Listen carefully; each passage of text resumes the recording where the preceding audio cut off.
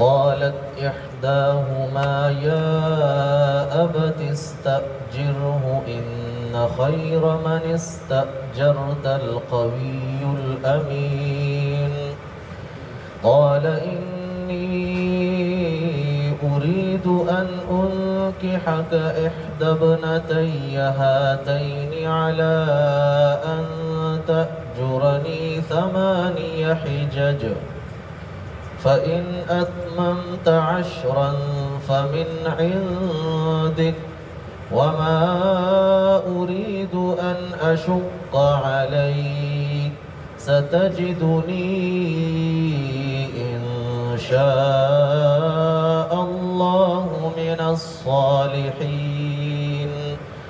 قال ذلك بيني وبينك أيما الأجلين قضيت فلا عدوان علي والله على ما نقول وكيل فلما قضى موسى الأجل وسار بأهله آنس من جانب الطور نارا قال لأهلهم كثوا إني آنست نارا لعلي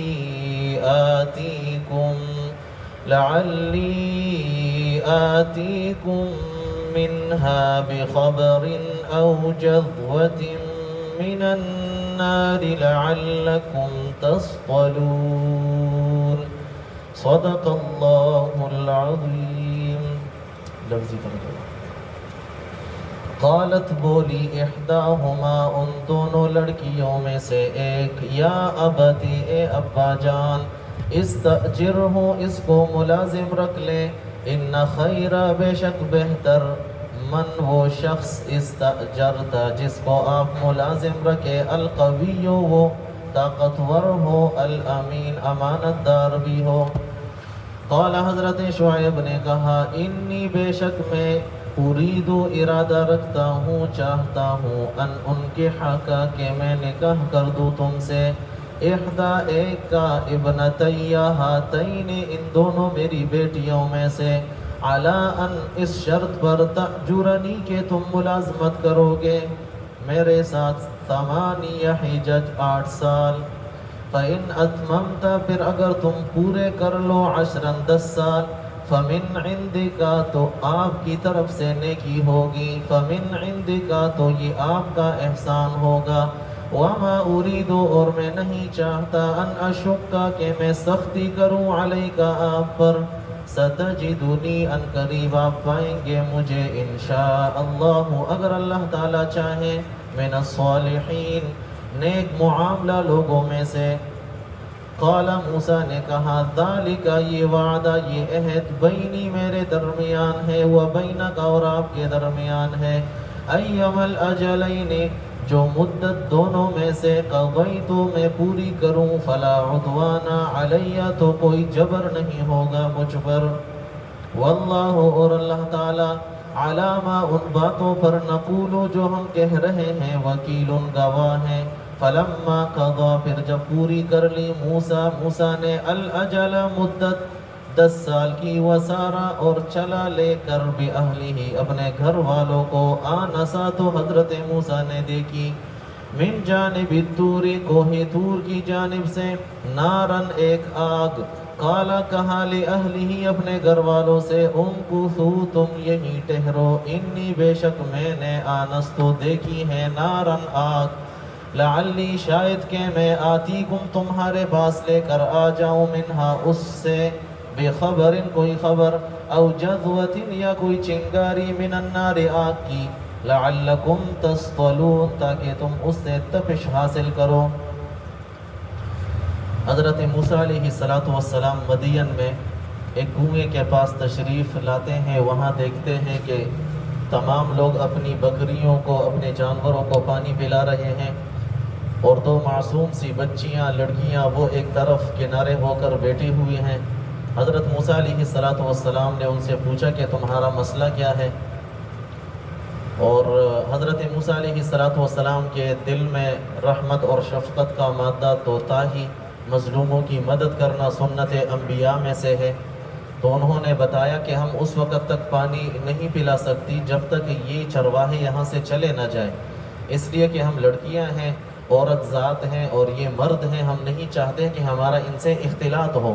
ہاں ہمارا جو یہ گھر سے باہر نکلنا ہے ہم اس کو اچھا نہیں سمجھتے، لیکن ہمارے والد صاحب شیخ کبیر، وہ ایک بوڑھے ہیں، بڑی عمر والے ہیں، وہ خود یہ کام کر نہیں سکتے، ہمارا کوئی بھائی ہے نہیں۔ اور اسی اثناء میں حضرت شعیب علیہ السلام بھی ایسے شخص کی تلاش میں تھے کہ جو ان کے ساتھ رہ کر ان کے باہر کے کام کاج کریں۔ حضرت شعیب علیہ السلام کو بھی یہ بات پسند نہیں تھی کہ جوان بچیاں، اگرچہ پردے کا حکم نہیں تھا، احکامات نہیں تھے، ان کی شریعت الگ تھی، ہماری شریعت الگ ہے۔ اور جس طرح میں نے عرض کیا کہ ہماری شریعت میں بھی ابتدائی اسلام میں پردے کا حکم نہیں تھا، اور بعد میں پھر مدنی دور میں پردے کا حکم آیا۔ تو جگہ جگہ اگر کہیں پر احادیث میں آپ دیکھ لیں کہ کسی صحابیہ کا کسی صحابی کے ساتھ کوئی بات چیت کا معاملہ ہے تو فوراً ذہن میں یہ بات آتی ہے کہ یہ صحابہ کرام ہیں اور عورتوں سے باتیں، تو ہو سکتا ہے کہ وہ حدیث اس زمانے کی ہو، وہ واقعہ اس زمانے کا ہو جس زمانے میں پردے کا حکم نہیں تھا۔ بظاہر تو ایک چھوٹی سی بات ہے لیکن بہت بڑا معاملہ حل ہو جاتا ہے۔ جگہ جگہ آپ دیکھتے ہیں کہ صحابیہ آتی ہے، حضور پاک علیہ السلام سے اپنا معاملہ بیان کرتی ہے، تو فوراً سے ہماری طرح کا ایک انسان اس کے ذہن میں تو یہی آتا ہے کہ یہ کیسے پیغمبر ہے، نعوذ باللہ۔ اور انہی باتوں کو اٹھا کر وہ مستشرقین، وہ لوگ جو دین کے مخالف ہیں، اسلام کے مخالف ہیں، اعتراضات کرتے ہیں، اور ہماری طرح کا ایک بندہ جو دینی علوم سے واقفیت رکھتا ہو وہ ان کی باتوں میں آ جاتا ہے اور وہ بھی اس سازش میں شامل ہو جاتا ہے۔ ارے بھائی تم دیکھو تو صحیح یہ کس دور کی بات ہو رہی ہے۔ تو قرآن کریم کے علم کے لیے، قرآن کریم کی تفسیر کے لیے ایک بہت اہم علم ناسخ اور منسوخ کا بھی ہے۔ قرآن کریم میں بھی ایسی آیات موجود ہیں کہ پہلے حکم تھا لیکن بعد میں منسوخ ہو گیا۔ اب جب وہ ناسخ اور منسوخ کا علم نہیں ہوگا تو پھر غلطیاں ہوں گی۔ قرآن کریم کی ایک آیت سے کچھ ثابت ہو رہا ہے، دوسری آیت سے کچھ ثابت ہو رہا ہے۔ لا تقربوا الصلاۃ وانتم سکارى، مثلا یہ ایک آیت کہ تم نماز کے قریب نہ جاؤ جب تم نشے کی حالت میں ہو، تو اب اس آیت سے معلوم ہوتا ہے کہ نشہ کرنا جائز ہے، اور یہ ہے بھی اس زمانے کی بات جس زمانے میں شراب کی حرمت کا حکم مکمل طور پر نازل نہیں ہوا تھا، اسٹیپ بائی اسٹیپ نازل ہوا تھا۔ کئی مرتبہ اس کی وضاحت ہو چکی ہے، وہ پرانا سبق آپ ذہن میں لے آئیں۔ بہرحال اس آیت کا مطلب یہی ہے کہ جب تم نشے کی حالت میں ہو نماز نہ پڑھو، نشہ اتر جائے پھر نماز پڑھو۔ اگر صرف اس ایک آیت کو لیا جائے تو آج کا انسان کہہ سکتا ہے کہ اللہ نے تو شراب کو منع نہیں کیا، اللہ نے تو نشے کو منع نہیں کیا، بلکہ اللہ تعالیٰ فرماتے ہیں جب نشہ کر لو تو انتظار کر لو، جب نشہ اتر جائے پھر نماز پڑھ لو، تاکہ تمہیں پتہ چلے کہ تم اپنی زبان سے کیا کہہ رہے ہو۔ اس کے پیچھے ایک واقعہ بھی ہے۔ بہرحال حضرت شعیب علیہ السلام کی بچیوں کی بات ہو رہی تھی کہ حضرت شعیب علیہ السلام ایک نبی ہیں اور انہوں نے اپنی بیٹیوں کو کاموں کے لیے باہر نکالا۔ اس طرح کے سوالات لوگ کرتے ہیں، اور جب ہمیں قرآن کریم کا علم نہیں ہوگا، قرآن کریم کی تفسیر سے ناواقفیت ہوگی، تو پھر ہم بھی اس اعتراض میں بہہ جائیں گے، اس نالی میں بہہ جائیں گے۔ تو اس وجہ سے علم بڑا ضروری ہے۔ قرآن کریم کو کم از کم اپنی زندگی میں ایک مرتبہ صحیح طریقے سے تو ہم پڑھ لیں، ترجمے کے علاوہ تفسیر، اس کی تشریح، توضیح، اور اس کے لیے وقت آپ کا چاہیے ہوگا۔ اب حضرت موسیٰ علیہ السلام کا معاملہ آپ دیکھیں، 10 سال انہوں نے گزارے، نیک صحبت میں 10 سال گزارے، اور آج ہم آدھا گھنٹہ نہیں دے سکتے، ہمیں بوجھ لگتا ہے، تو اپنے ایمان کی ہم تجدید کر لیں۔ حالانکہ یہی قرآن تھا، صحابہ کرام سنتے ایمان ان کا بڑھتا، زادتہم ایمانا وَإِذَا تُلِيَتْ عَلَيْهِمْ آیَاتُهُ زادتہم ایمانا۔ وہ کہتے ہیں کہ ہمیں سناتے جاؤ سناتے جاؤ، ہم کہیں کہ بس ہو، ٹائم نہیں ہے۔ تو نیک صحبت بڑی ضروری ہے۔ آج چونکہ ہم مادیت میں رہتے ہیں، نیک صحبت کا ہمیں کیا بتا، اندھا کیا جانے بسنت کی بہار، وہی ہماری مثال ہے کہ ہمیں نہیں معلوم کہ روحانیت کیا ہوتی ہے، نورانیت کیا ہوتی ہے، ہمارے دل مردہ ہو چکے ہیں۔ اور ایک وقت آتا ہے کہ پھر انسان کو نیکی نیکی نہیں معلوم ہوتی اور برائی برائی معلوم نہیں ہوتی۔ حدیث میں ہے کہ انسان ایک گناہ کرتا ہے، دل پر ایک داغ اور دبا لگ جاتا ہے۔ تو یہ باتیں ضروری ہیں، وگرنہ ترجمہ تو آپ گھر میں بیٹھ کر بھی دیکھ سکتے ہیں۔ تو وقت چاہیے اس کے لیے۔ بہرحال شعیب علیہ السلام کو بھی یہ بات اچھی نہیں معلوم ہوتی کہ میری بیٹیاں اس طرح باہر جائیں، ان کو ایسے بندے کی تلاش تھی۔ وہاں دیکھیں اللہ تعالیٰ بندوبست فرما رہے ہیں۔ حضرت موسیٰ علیہ السلام بھی محتاج، شعیب علیہ السلام کو بھی ضرورت، اب اللہ تعالیٰ دونوں کو آپس میں ملوا رہے ہیں۔ اور یہ حضرت موسیٰ علیہ السلام کی روحانی تربیت کے لیے ایک تدبیر تھی کہ ان کے ہاتھوں سے نہ چاہتے ہوئے اتفاقاً قتل ہو گیا۔ تو باد مخالف سے نہ گھبرا اے عقاب، یہ تو چلتی ہیں تجھے اونچا اڑانے کے لیے۔ انسان پر جتنے حالات آتے ہیں، جتنی آزمائشیں آتی ہیں، تو اللہ تعالیٰ انسان کو اپنے قریب کرتے ہیں، اور ہم کیا ہوتے ہیں کہ ہم حالات میں اللہ سے کٹ جاتے ہیں۔ اگر حالات میں انسان اللہ سے جڑا رہے، اللہ سے مانگتا رہے، پھر انسان سمجھ لے کہ یہ اللہ کی طرف سے امتحان ہے اور اس کے بعد اچھا ملنے والا ہے۔ موسیٰ علیہ السلام سے اللہ تعالیٰ نے وہ مصر میں فرعون کے محل کی سہولیات تو لے لی، لیکن بعد میں اللہ تعالیٰ جو عطا فرمائیں گے رہتی دنیا تک، وہ اللہ کے نبی ہیں۔ اللہ تعالیٰ نے پھر نبوت بھی عطا کی، شادی بھی ہو گئی اور گرداماد بھی بن گئے۔ حضرت شعیب علیہ السلام کی صحبت میں بھی رہے، ان سے سیکھنے کو بھی ملا۔ تو حضرت شعیب علیہ السلام کی بیٹیوں نے جب دیکھا کہ حضرت موسیٰ علیہ السلام نے تو اکیلے وہ پتھر اٹھایا جس کو 8-10 لوگ اٹھاتے تھے، اور حضرت موسیٰ علیہ السلام نے وہ ڈول کھینچا جس کو 8-10 لوگ نکالتے تھے، وہ سمجھ گئی کہ یہ تو بڑا قوی ہے۔ اور جب حضرت شعیب علیہ السلام کی بیٹی آئی تو حضرت موسیٰ علیہ السلام نے فرمایا امشی خلفی، تم میرے پیچھے چلو۔ حالانکہ ہوتا کیا ہے کہ مہمان آگے ہوتا ہے، مہمان پیچھے ہوتا ہے، میزبان آگے ہوتا ہے، چونکہ اس کو راستہ معلوم ہوتا ہے۔ لیکن حضرت موسیٰ علیہ السلام نے یہ نہ چاہا کہ غیر اختیاری طور پر بھی میری اس بچی پر نظر پڑے۔ انہوں نے کہا کہ آپ میرے پیچھے، اور مجھے آپ بتاتی جائیں اپنی زبان سے کہ اس طرح چلنا ہے، اس طرح چلنا ہے۔ حضرت شعیب علیہ السلام سے ملاقات ہوئی، شعیب علیہ السلام کے سامنے ساری بات رکھی، انہوں نے تسلی دی۔ معلوم ہوتا ہے کہ تسلی دینی چاہیے، جو پریشان ہو، غمگین ہو، نہ کہ اس میں غم، اس کے غم میں اور پریشانی آپ ڈال دیں اور بڑھا دیں۔ تو انسان جب بیمار ہوتا ہے اور اچھے ڈاکٹر کے پاس جاتا ہے تو اچھا ڈاکٹر وہ نفسیات کو سمجھتا ہے۔ پہلے جو اچھا ڈاکٹر، اچھا طبیب ہوتا ہے، وہ اس کو ریلیکس کرتا ہے، مطمئن کرتا ہے۔ حالانکہ کبھی ڈاکٹر کو معلوم ہوتا ہے کہ اس کی بیماری بہت بڑھ گئی ہے، لیکن وہ کہتے ہیں کوئی بات نہیں، آپ ٹھیک ہو جائیں گے۔ اس سے بھی انسان کی آدھی بیماری ختم ہو جاتی ہے۔ تو حضرت شعیب علیہ السلام نے حضرت موسیٰ علیہ السلام کے جب حالات دیکھے، ان کو ریلیکس کر دیا، مطمئن کر دیا کہ ابھی آپ ظالم قوم کی دست ترس سے باہر ہیں، آپ بالکل مطمئن ہو جائیں۔ قالت احداہما، حضرت شعیب علیہ السلام کی بیٹیوں میں سے ایک نے کہا یا ابت استاجرہ، اے ابا جان آپ کو کئی عرصے سے ایک خادم کی تلاش ہے، تو اسی کو آپ ملازم رکھ لیجئے۔ ان خیر من استاجرت القوی الامین، بے شک بہتر وہ شخص جس کو آپ ملازمت پر رکھیں، القوی وہ طاقتور ہونا چاہیے، الامین امانت دار ہونا چاہیے۔ طاقتور کا پتہ ڈول نکالنے سے چلا، اور طاقتور کا پتہ کیسے چلا کہ حضرت موسیٰ طاقتور ہیں؟ وہ جو پتھر انہوں نے ہٹایا تھا۔ تو یہ سارا کا سارا درس ایک دوسرے سے جڑا ہوا ہے۔ اب اگر کوئی شخص کل کے درس میں نہیں تھا، آج اس کو پھر سمجھ میں نہیں آئے گی، اس کے ذہن میں اشکالات بھی پیدا ہوں گے۔ بہرحال اب وہ تمام باتیں اگر دہرائی جائیں تو پھر تو بات بڑی لمبی ہو جائے۔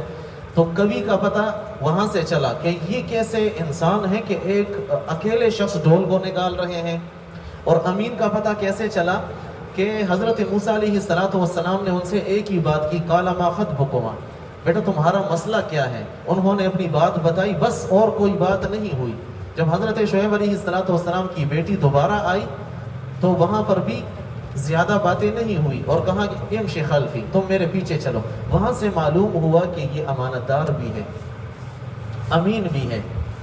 اور یہاں پر مفسرین نے لکھا ہے کہ اگر کسی کو ملازمت پر رکھا جائے نا، اس میں 4 صفات ہونی چاہیے، 2 صفات یہاں پر اور 2 صفات حضرت یوسف علیہ السلام کے واقعے میں۔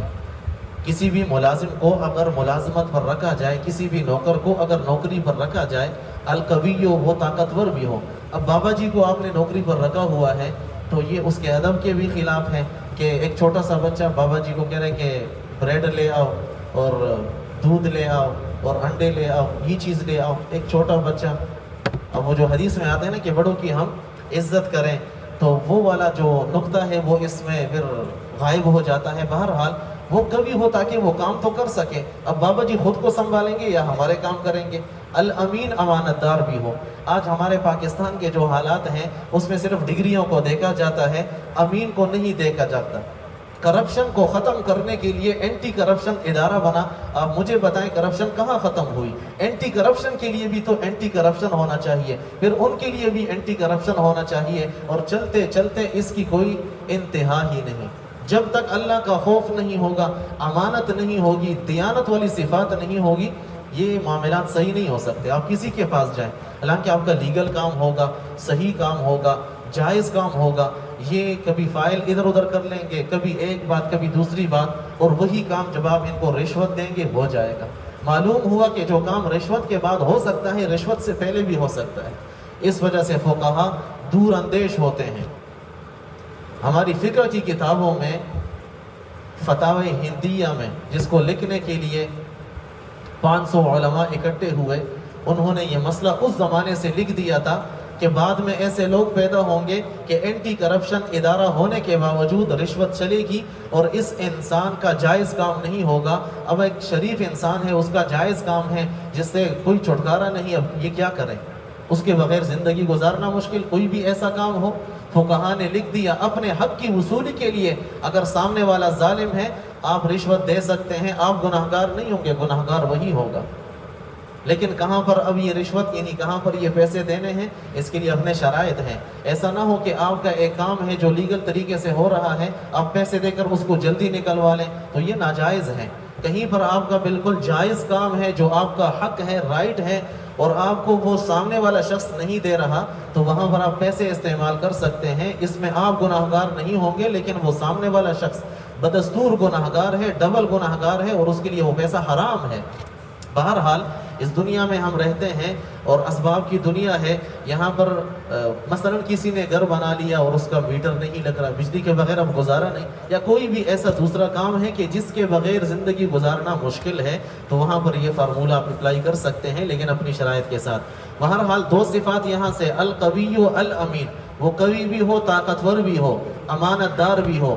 یوسف علیہ السلام نے کہا انی حفیظ علیم، میں حفاظت کرنے والا بھی ہوں اور اس کام کو جاننے والا بھی ہوں۔ آج تو ڈگری جعلی بھی ہو سکتی ہے نا، 2 نمبر بھی ہو سکتی ہے۔ تو تیسری شرط کسی کو ملازمت پر رکھنے کے لیے حفیظ کہ وہ حفاظت کرنے والا بھی ہو، اور چوتھی علیم، وہ جاننے والا بھی ہو، اس کو اس کام کا علم بھی ہو۔ بہرحال حضرت یوسف علیہ السلام کے واقعے میں وہ 2 صفات اور یہاں سے یہ 2 صفات، تو مفسرین نے 4 صفات لکھی ہیں کہ بہتر ملازم وہی ہے جس میں یہ 4 صفات ہوں۔ قال انی ارید ان انکحک، شعیب علیہ السلام نے حضرت موسیٰ علیہ السلام سے کہا کہ میں چاہتا ہوں کہ میں آپ سے نکاح کر دوں، احدی ابنتی ہاتین، میری ان 2 بیٹیوں میں سے ایک بیٹی کا تم سے نکاح کرا دوں، لیکن شرط یہ ہوگی علی ان تأجرنی 8 حجج۔ اب اصل مسئلہ یہ تھا کہ شعیب علیہ السلام کو ایک بندہ چاہیے تھا۔ اب اس کے لیے تدبیر یہ اختیار کی کہ اگر بغیر نکاح کے میں اس کو اپنے گھر میں رکھوں تو بہت مسائل ہو سکتے ہیں، تو اس کو اپنے گھر کا فرد بنا لو، گھر میں بچیاں بھی ہیں، اور یہ اگر بغیر نکاح کے رہے گا تو مسائل ہوں گے۔ تو ان سے کہا کہ بھائی میں ایک بیٹی کا نکاح آپ سے کرانا چاہتا ہوں، لیکن شرط یہ ہے کہ آپ ہمارے ساتھ 8 سال یہاں پر رہیں گے۔ اور شعیب علیہ السلام نے ان کو اختیار بھی دیا، یہ نہیں فرمایا کہ اسی سے آپ کرو گے، فرمایا 2 بیٹیاں ہیں، ان میں سے جو آپ کو پسند ہو، جس سے آپ کا جوڑ بن جائے۔ تو بڑی کا نام کتابوں نے صفورہ لکھا ہے اور چھوٹی کا نام لیہ لکھا ہے۔ بہرحال ناموں میں اختلاف ہو سکتا ہے، لیکن ایک کتاب کے حوالے سے، تفسیر کے حوالے سے بتا رہا ہوں، اس میں بڑی کا نام صفورہ اور چھوٹی کا نام لیہ۔ قرآن کریم واقعے کو مکمل ذکر نہیں کرتا، جو واقعہ سیاق و سباق سے معلوم ہو اس کو چھوڑ دیتا ہے، جو مقصودی بات ہوتی ہے نا اس کو ذکر کرتا ہے۔ بہرحال نام جو بھی ہو، لیکن کام کیا تھا کہ ان 2 بیٹیوں میں سے ایک بیٹی کا نکاح، لیکن شرط یہ ہے کہ 8 سال رہیں گے۔ شعیب علیہ السلام نے نکاح کراتے وقت کس چیز کو دے گا؟ نہ مال کو دے گا، نہ حسب اور نسب کو دے گا، نہ جمال کو دے گا، بلکہ دین کو دے گا، بلکہ ان صفات کو دے گا۔ حالانکہ وہ تو بالکل خالی ہاتھ تھے، کھانے کے لیے بھی کچھ نہیں، پیسے تو درکنار، اور نہ شعیب علیہ السلام کو معلوم ہے کہ ان کا حسب اور نسب کیا ہے، لیکن شعیب علیہ السلام نے کوالٹیز دیکھی، صفات دیکھی، تو کہا میں شادی کرانا چاہتا ہوں اپنی ایک بیٹی کا تمہارے ساتھ، نکاح کرانا چاہتا ہوں۔ حضرت ابو ہریرہ رضی اللہ تعالیٰ عنہ فرماتے ہیں کہ نبی کریم صلی اللہ علیہ وسلم نے فرمایا تنکح المرأۃ لاربع، کہ 4 صفات کی وجہ سے کسی عورت سے نکاح کیا جاتا ہے، لمالہا ولحسبہا وجمالہا ولدینہا فاظفر بذات الدین تربت یدا کا۔ فرمایا کہ بعض لوگ مال کو دیکھتے ہیں، بعض لوگ حسب اور نسب کو ترجیح دیتے ہیں، بعض لوگ حسن و جمال کو دیکھتے ہیں، اور بعض لوگ دین کو ترجیح دیتے ہیں۔ اے ابو ہریرہ، اگر تم نے ایسا معاملہ کرنا ہو تم دین کو ترجیح دو، وگرنہ اگر دین کو ترجیح نہیں دو گے تم پچھتاؤ گے، تمہارے ہاتھ خاک آلود ہو، مطلب تم پچھتاؤ گے۔ اس وجہ سے اگر آل ان ون ہو، تمام صفات ایک میں جمع ہو، سونے پہ سہاگا، لیکن کہیں پر اگر مقابلہ ہو حسب اور نسب کا، دوسری طرف دین ہے، کہیں مقابلہ ہو دین کا اور جمال کا، کہیں مقابلہ ہو دین کا اور مال کا، تو پھر دینداری کو تم ترجیح دو کہ مرنے کے بعد یہی دینداری تمہارے کام آئے گی۔ تو شعیب علیہ السلام نے دینداری کو دیکھا، یعنی ان کی صفت القوی الامین اور الامین کو دیکھا۔ اور دوسری بات یہ ہے کہ لڑکی والے بھی رشتے میں پیشکش کر سکتے ہیں۔ موسیٰ علیہ السلام نے تو رشتہ نہیں مانگا تھا، شعیب علیہ السلام لڑکی والے ہیں، انہوں نے جب دیکھا کہ یہ رشتہ اچھا ہے خود ہی پیشکش کر دی۔ آج ہمارے معاشرے میں شاید اس کو برا سمجھا جاتا ہے، انتظار میں رہتے ہیں کہ بھئی اگر وہ لوگ آئیں گے تو رشتہ ہوگا، اور اسی اثناء میں وہ رشتہ کسی اور کے ساتھ ہو جاتا ہے۔ اس وجہ سے حضرت علی رضی اللہ تعالیٰ عنہ سے حضور علیہ السلام نے ارشاد فرمایا یا علی لا تؤخرها ثلاث لا تؤخرها، فرمایا 3 چیزوں کو مؤخر نہ کرو۔ الصلاۃ اذا اتت، نماز کا جب وقت ہو جائے نا تو نماز کو اپنے وقت پر پڑھو۔ والجنازۃ اذا حضرت، اور جنازہ جب حاضر ہو جائے نا تو پھر بس زیادہ انتظار نہیں کرو، جنازے کو پڑھ لو۔ والأیم اذا وجدت لها کفءً، فرمایا کہ بغیر شادی کی عورت کا جب مناسب کا رشتہ مل جائے نا تو پھر دیر نہ کرو، اس کا رشتہ کرا لو۔ اور ہم انتظار میں ہوتے ہیں کہ ہم تو لڑکی والے ہیں، لڑکے والے رشتہ بھیجیں گے تو ہوگا۔ تو جب بھی اچھا رشتہ دیکھا جائے اس میں کوئی عار نہیں، بلکہ یہ عین دین ہے، لیکن جب شریعت کا علم نہیں، جب قرآن سے دوری ہوگی تو پھر ہم اس کو عیب سمجھیں گے، عار سمجھیں گے۔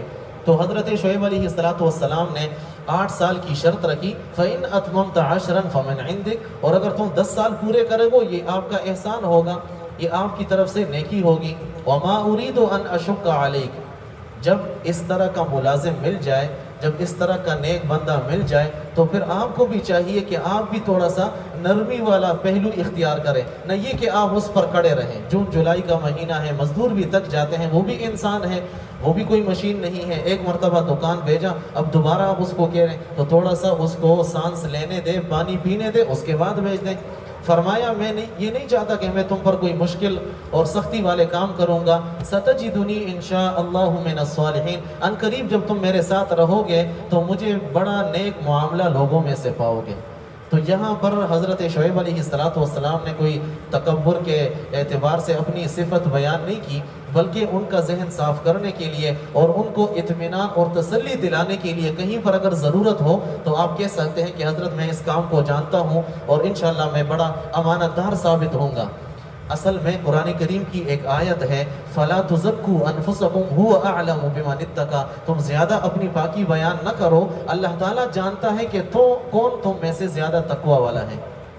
تو جب اس طرح کی آیات آتی ہیں، یا حضرت یوسف علیہ السلام نے اپنے بارے میں کہا انی حفیظ علیم، کہ میں بڑا حفاظت کرنے والا، جاننے والا ہوں، تو اس پر یہ اعتراض ہوتا ہے کہ ایک نبی اپنی زبان سے کیسے اپنی صفائی پیش کر رہا ہے۔ تو دراصل یہ ان کے ذہنوں کو صاف کرنے کے لیے اور ان کو اطمینان اور تسلی دلانے کے لیے، اور اس وجہ سے کہ اس عہدہ کا اگر یہ عہدہ کسی اور کو مل جاتا ہے، کسی غیر مناسب شخص کو مل جاتا ہے تو ساری امت کا نقصان ہوگا۔ اب امت کو نقصان سے بچانے کے لیے کہیں پر اگر ضرورت ہو تو انسان کہہ سکتا ہے انما الاعمال بالنیات۔ اللہ تعالیٰ کو نیتوں کا علم ہے کہ انسان اگر یہ بات کہہ رہا ہے تو اس کی نیت کیا ہے، قال ذلك بینی و بینک، تو حضرت موسیٰ علیہ السلام نے کہا بس یہ عہد میرے اور تمہارے درمیان ہے، ایم الاجلین قضیت فلا عدوان علی، تو ان دونوں مدتوں میں سے جو بھی مدت میں پوری کروں، چاہے 8 سال ہو چاہے 10 سال ہو، لیکن 8 سال پورے کرنے کے بعد یا 10 سال اگر میں اپنی مرضی سے پوری کروں اس مدت کے، تو پھر اس کے بعد مجھ پر کوئی جبر نہیں ہوگا، پھر آپ مجھے روکیں گے نہیں، پھر میں آپ کے ماتحت نہیں ہوں گا۔ واللہ علی ما نقول وکیل، فرمایا کہ اللہ ان باتوں پر جو ہم کہہ رہے ہیں گواہ ہے۔ تو آج کل تو دیکھیں معاملات ہو جاتے ہیں، لوگ لکھت پڑھت کر لیتے ہیں، لیکن جب تقویٰ نہیں ہوتا تو اس کے خلاف ہو رہا ہوتا ہے۔ معلوم ہوا کہ وعدے کو پورا کرنا یہ ضروری ہے، لیکن آج تو وعدہ کیا جاتا ہے پورا نہ کرنے کے لیے۔ جی انشاءاللہ آپ کو اس وقت پر پیسے مل جائیں گے، یا دیگر جو معاملات ہوتے ہیں وہ وقت آتا ہے تو یہ ٹال مٹول کرتا ہے۔ فلما قضى موسى الاجل، اب یہاں پر علمی بحثیں ہیں، لیکن وہ آپ حضرات کے لیے شاید نہ ہو کہ کسی خدمت کو حق مہر بنانا وہ کیسا ہے۔ حضرت شعیب علیہ السلام نے یہ شرط رکھی، تو اس کے بارے میں بہت مفصل گفتگو ہے، وقت ہمارا پورا ہونے والا ہے، تو صاحب علم حضرات اور صاحب ذوق حضرات تفسیر کی طرف مراجعات کر سکتے ہیں، وہاں پر آپ کو یہ باتیں مل جائیں گی۔ بہرحال مختصر اتنا کہ ہماری شریعت میں مہر کا مال ہونا ضروری ہے۔ ہماری شریعت میں اگر آپ نے نکاح کرنا ہے تو حق مہر کے طور پر آپ خدمت کو مقرر نہیں کر سکتے، بلکہ مال کا ہونا ضروری ہے۔ قرآن کریم میں ہے ان تبتغوا باموالکم، کہ تم اگر نکاح کرو تو اپنے مالوں کے ذریعے اور مال دے کر تم نے نکاح کرنا ہے۔ اور حدیث میں حضور علیہ السلام نے ارشاد فرمایا الا لا مہر اقل من 10 دراہم، کہ کوئی بھی نکاح وہ 10 دراہم سے کم پر نہیں ہوگا۔ کسی بھی نکاح میں اگر مہر مقرر نہیں کیا جاتا، اس کے اپنے مسائل ہیں، بہرحال جو اقل مہر ہے نا تو وہ 10 دراہم ہے، 10 دراہم سے کم کسی کا مہر نہیں ہوگا۔ اور 10 دراہم کو اگر چاندی کے اعتبار سے آپ سمجھنا چاہیں تو 2 تولہ 7.5 ماشا، 2 تولہ 7.5 ماشا چاندی بہت کم مقدار ہے۔ اگر پیسوں کے اعتبار سے اس کو ہم دیکھیں تو میرے خیال میں زیادہ سے زیادہ اگر آج کل چاندی کے ریٹ بڑھ گئے ہوں تو 8-10 ہزار روپے میں آپ کا نکاح ہو جاتا ہے۔ اور حضور پاک علیہ السلام فرماتے ہیں بہترین نکاح وہ ہے جو خرچے کے اعتبار سے کم ہو۔ آج جو نکاح رکے ہوئے ہیں، نکاح کے لیے راستے مشکل ہیں اور دوسرے کاموں کے لیے راستے آسان ہیں، کیوں؟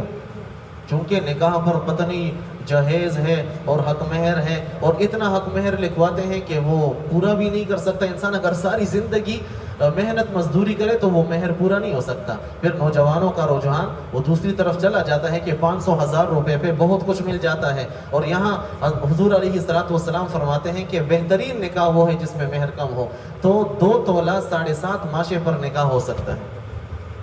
شادی کو سادی بناؤ، شادی میں جو 3 نقطے ہیں نا اس کو ہٹا دو تو شادی بن جائے گی، لیکن آج ہم نے شادی کو مشکل کر دیا ہے۔ لیکن اصل وجہ یہ بھی ہے، ہم چونکہ جاتے رہتے ہیں اور پھر وہی معاملات دوبارہ مڑ کر ہمارے پاس واپس بھی آ جاتے ہیں، طلاق کی شرح بھی زیادہ ہے، اور ہم بھی مشورہ دیتے ہیں کہ کچھ نہ کچھ مہر لکھوایا جائے۔ یہ جو 10 دراہم کی بات ہے نا، یہ حضرت موسیٰ علیہ السلام جیسے شخصیت کے لیے ہے کہ وہ سمجھتا ہے کہ یہ اس کی بیٹی ہے، تو اس نے مجھے اپنا لخت جگر دیا ہے، اپنا خون دیا ہے، اس کو میرے حوالے کیا ہے۔ تو اگر مرد میں دینداری نہ ہو، تقوی نہ ہو اور مہر کم ہو تو پھر بات پر وہ دھمکیاں بھی دیتا ہے کہ ابھی طلاق دیتا ہوں، چونکہ اس کو پتہ ہے کہ میرا مہر 10,000 روپے ہے۔ لیکن اگر اس کو معلوم ہو کہ فیس 2 میں 1 کنال کا مکان میں نے لکھوایا ہے اور 20 تولہ سونا لکھوایا ہے، تو پھر وہ بھی بلی بنا رہتا ہے۔ تو دونوں طرف سے معاملات خراب ہیں، اور معاملات ٹھیک کیسے ہوں گے جب قرآن کریم سے جوڑ ہوگا، تعلق ہوگا۔ اور وہ جو حدیث میں نے سنائی نا کہ تم دینداری کو ترجیح دو، تو یہ کیوں میں نے کہا؟ دینداری ہوگی دونوں طرف تو پھر یہ مسائل ہی نہیں ہوں گے۔ پچھلے دنوں میں ایک صاحب نے پوچھا کہ ہماری بیٹی کے لیے کوئی شرعی حصہ لکھوایا گیا ہے تو وہ کیا ترتیب ہے؟ میں نے کہا شادی کو کتنے سال ہو گئے؟ کہتے 13 سال۔ میں نے کہا 13 سال کے بعد کیا ضرورت پڑی کہ ابھی آپ مہر مانگ رہے ہیں؟ انہوں نے کہا کہ مرد دوسری شادی کر رہا ہے، اس وجہ سے ہم حق مہر طلب کر رہے ہیں۔ بہرحال معاملات دونوں طرف سے خراب ہیں، تو جب دینداری نہیں ہوگی پھر یہ مسائل ہوں گے۔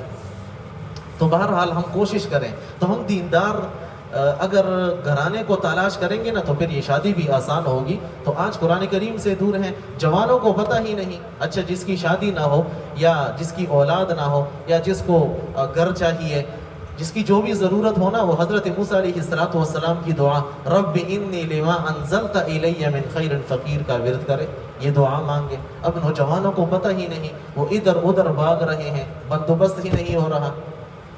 تو یہ حضرت موسیٰ علیہ السلام کی دعا ہے۔ اب ہم کیا کرتے ہیں کہ اس آیت کو پڑھتے تو ہیں لیکن مضمون ہمارے ذہن میں نہیں ہوتا۔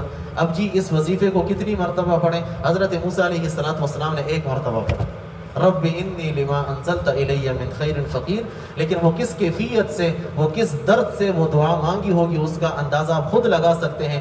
8-10 دن کا سفر، وہاں کی ٹینشن الگ، فرعون کی ٹینشن الگ کہ قتل نہ ہو جاؤں، یہ کیا ہو گیا، اور نہ کھانے کو کچھ ہے، نہ رہنے کو مکان ہے، اب یہاں پر میں کیا کروں گا، مدین میں کسی کو نہیں جانتے۔ اب اللہ تعالیٰ نے وہ دعا قبول کر دی۔ یہ تو ہم واقعہ پڑھ رہے ہیں نا، لیکن حضرت موسیٰ علیہ السلام پر جو گزری ہوگی وہ انہی کو معلوم ہے۔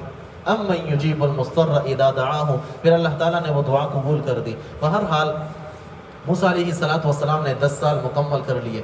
قرآن کریم میں وہ 10 سال کے حالات نہیں ہیں، چونکہ قرآن کریم واقعات کی کتاب نہیں ہے، جو مقصودی بات ہے وہ ذکر کرتا ہے۔ 10 سال پورے ہو گئے، انبیاء کرام علیہ السلام بہتر سے بہتر دیتے ہیں۔ 8 سال کا وعدہ تھا، لیکن اس سے درخواست کی گئی تھی، ریکویسٹ تھی کہ اگر آپ 10 پورے کر لیں تو آپ کی طرف سے احسان ہوگا۔ تو انبیاء علیہ السلام احسان پر عمل کرتے ہیں۔ اس وجہ سے آپ نے ایک بات سنی ہوگی کہ اگر آپ کو کوئی 10 روپے قرضہ دے اور کوئی شرط نہ ہو کہ بھئی آپ نے واپسی 12, 14 یا 15 روپے دینے ہیں، تو بہترین ادائیگی وہ ہے جس میں آپ اضافی طور پر دیں، یعنی وہاں سے کوئی شرط نہ ہو۔ حضور علیہ السلام بھی اسی طرح کیا کرتے تھے۔ فلما قضى موسى الاجل، جب موسیٰ علیہ السلام نے وہ مدت پوری کر دی 10 سال کی، وسار باہلہ، اور اجازت طلب کی کہ اب میں اپنے والدین سے ملاقات کرنے کے لیے مصر چلا جاؤں۔ 10 سال گزر گئے اور لوگ شاید وہ بات بھول گئے ہوں۔ وسار باہلہ، اور اپنے گھر والوں کو ساتھ لے کر چلے۔ سفر شروع ہوا۔ آنس من جانب طور نارا، کوہ طور سے انہوں نے ایک آگ دیکھی۔ یہ واقعہ مفصل ماقبل میں گزر چکا ہے، جو نقطے تھے اور جو سبق تھا، جو رہنمائی تھی، وہ بھی بیان ہو چکی۔ بہرحال موسیٰ علیہ السلام نے دور سے ایک آگ دیکھی اور رات کا وقت تھا، راستہ بھی معلوم نہیں تھا۔ روایات کے مطابق گھر والی امید سے تھی اور سردی کا موسم اور ان کو آگ چاہیے تھی۔ تو حضرت موسیٰ علیہ السلام نے اپنے گھر والوں سے کہا، قال لأہلہم کثوا، تم یہیں پر ٹھہرو۔ معلوم ہوا کہ گھر کے باہر کے جو کام ہیں، ذمہ داریاں ہیں، وہ مردوں کے ذمے ہیں اور عورت کے ذمے گھر کے کام ہیں۔ انی آنست نارا، بے شک میں نے ایک آگ دیکھی ہے، لعلی آتیکم منہا بخبر، اور دوسری بات یہ ہے کہ گھر والوں کو بتا کر جانا چاہیے۔ اور آج کل جس طرح کے حالات ہیں کہ انسان زندہ باہر جاتا ہے اور پھر پتہ نہیں واپس آتا بھی ہے یا نہیں۔ آپ واقف ہوں گے، سوشل میڈیا آپ استعمال کرتے ہیں، کتنے لوگ پکنک کے لیے اور گھومنے کے لیے چلے جاتے ہیں، لیکن پتہ نہیں کیا کچھ ہو جاتا ہے کہ وہ ساری کی ساری فیملی چلی جاتی ہے۔ اللہم انی اسألک من فجأة الخیر واعوذ بک من فجأة الشر، یا اللہ میں اچانک خیر کا سوال کرتا ہوں اور اچانک آنے والی برائی سے پناہ مانگتا ہوں۔